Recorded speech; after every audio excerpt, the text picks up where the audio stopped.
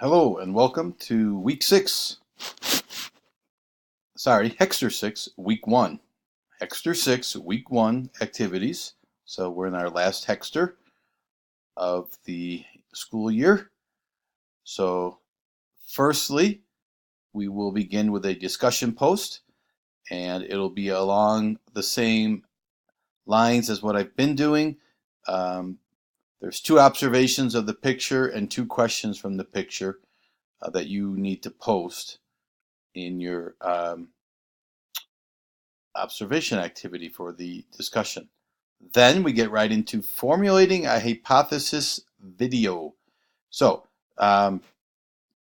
hypothesis is what drives experimentation in science. You're wondering about things and then performing an experiment to figure it out.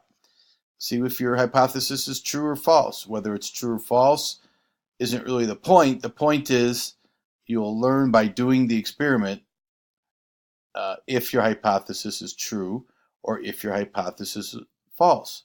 If it's false, that just means, okay, there must be another explanation for my observation. So you're going to watch this video right here.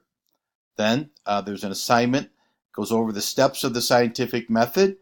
And from then, you'll be asked to write an if-then hypothesis. Now, this is just the beginning of the scientific method.